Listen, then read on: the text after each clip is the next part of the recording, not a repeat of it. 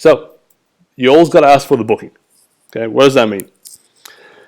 After you've answered all their questions, reassured them, and blown them away by your amazing customer service, you've got to ask for the booking. Then there's two ways of doing it. There's direct, so straight up, when would you like to come in and see Dr. Georgie? I'm going to use my name here.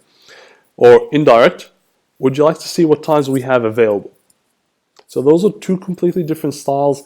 I like the later one, the indirect one, because I find it to be quite a smoother transition from answering all their inquiries.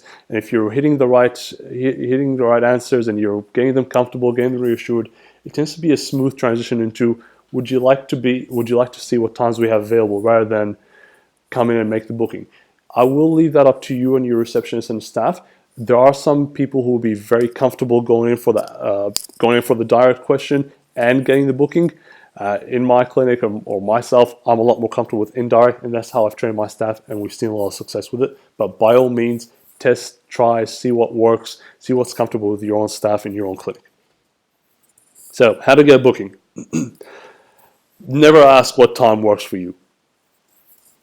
Too short, too open-ended. Okay, this leaves the conversation way too open-ended, and you end up going into, oh, how about this? How about that time? Oh, no, that doesn't work. I forgot about this. What about that? It gives the patient too much control over the conversation. So your receptionist has to take control of the conversation. So how do we do that?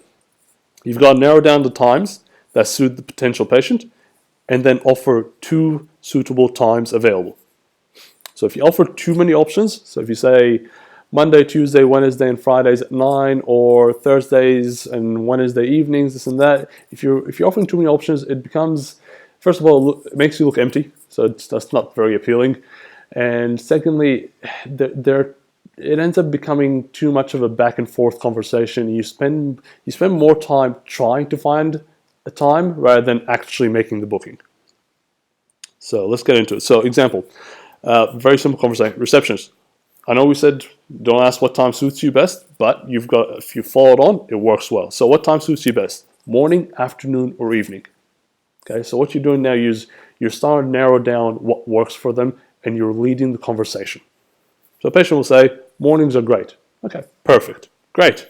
So I've got a 9 a.m. morning on Monday or 10:30 on Wednesday. I couldn't care less if your schedule is completely open and completely empty. You pick 2 times that fit within the time of day. So they've said morning in this scenario, so we're going to give them 2 times in the morning. Try not to pick the same time, so try to give them 2 separate times. I think I'm jumping ahead here.